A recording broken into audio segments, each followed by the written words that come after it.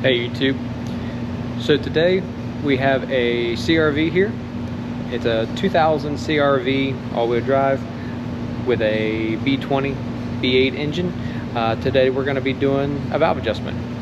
I'm going to take you through a couple of steps, and basically what I'm going to do is I'm going to point out some of the things of what I'm going to do, and then I'll have the camera just kind of showing the process kind of in a time-lapse form. So to start, we're going to label our spark plug wires so we can set those out of the side. Our cable, we're going to just put over there just to kind of secure that. The book has you turn the crankshaft, and you're going to turn that crankshaft by this hole here. You're going to need a 19mm socket so you can turn it. The book will have you turn that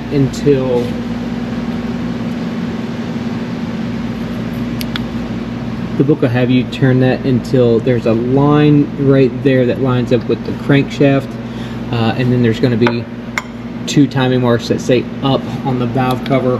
I'm going to go one step farther. I'm going to stick a screwdriver into the number 1 spark plug hole, so I know exactly when it's on TDC.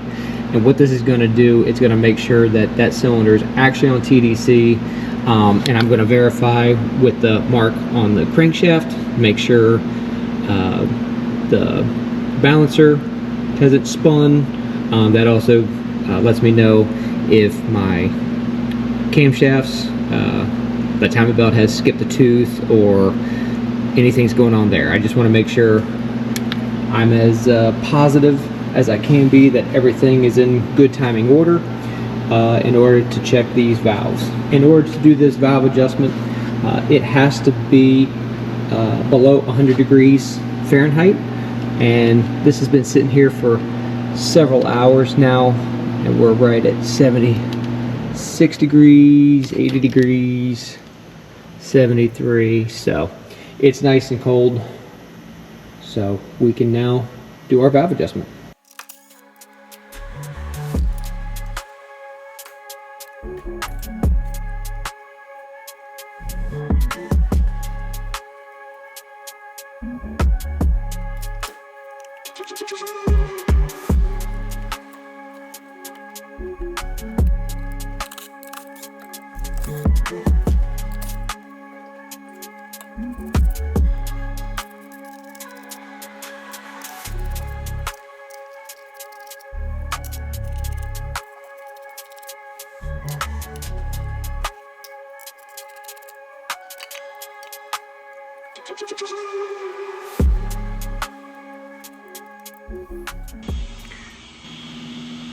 So I kind of lucked out on this one.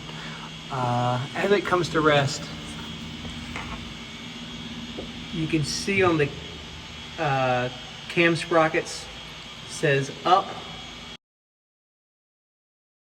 So cylinder 1 is coming up on TDC, and it's going to rotate towards the front of the vehicle because I'm going to spin it counterclockwise. So it'll be close, and then I'll just be looking for my mark down here on my crankshaft and make sure everything is lined up.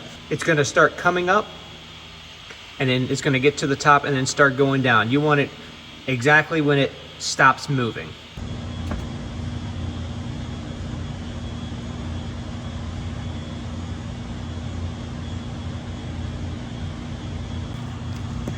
So what I'm going to try and have on camera is, so the screwdriver has stopped moving up. So here's your timing mark here, and the other one's about to come up. What we're going to do is we're going to keep rotating it around until that mark and the other mark on the exhaust cam are pointing directly across from each other.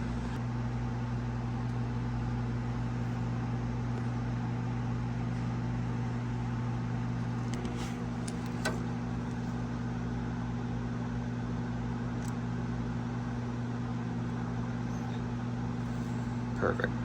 So the order that we're going to do this in is going to be cylinders 1, which we've already done, 3, 4, and then 2.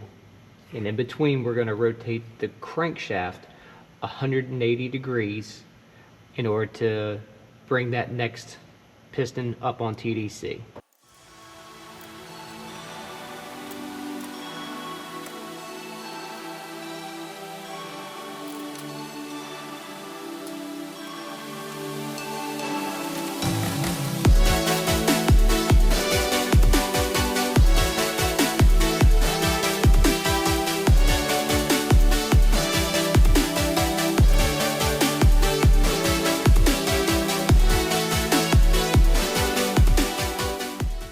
I'm using 0.2 millimeter for the exhaust and a 0.1 millimeter for the intake. Definitely for the exhaust, I want to go as loose as I can and still be within spec, because generally speaking, they tighten up. The valves will recede into the head a little bit as they wear. Last but not least on this little tidbit is, once you go through and you lock all your nuts down, I put a torque wrench on them, as you'll see.